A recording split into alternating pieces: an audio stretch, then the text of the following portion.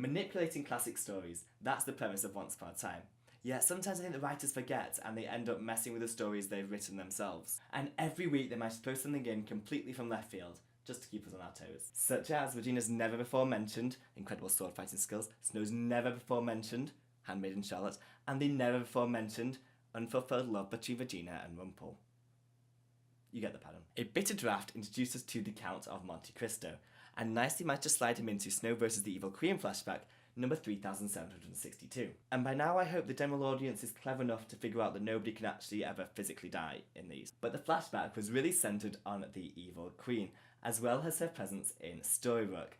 And I have to say that Lana Priya is absolutely killing it this season. My god, her sass level is out of the roof, and I know it makes complete sense in the present.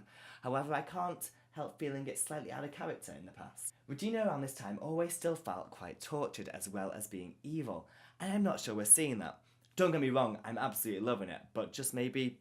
Now let's head over to Neglected Love Interest Corner, where Belle and Hook had a nice little reminisce about all those lovely times back in season 2 when he tried to kill her. Plus he offered her a place to stay aboard the Jolly Roger. Now, I'm not all that clued up about accommodation aboard pirate vessels, however I can't imagine it's all that comfy. Literally, Emma must have a gazillion spare rooms in that house. Well done, Killian, you were really useful this week. Now let's see if I can get through this bit without throwing up. Gold and Regina. What? Why? This scene was intense, and Lana and Bobby did an incredible job. And I think the scariest thing is I can actually see this happening. Ew. I am all for Rumbelle and I'm about to have a kid, but why not? Also, Rumpel, you sly dog. All 3 women in one family. Disgusting. We also got a nice piece of foreshadowing about David and the Evil Queen.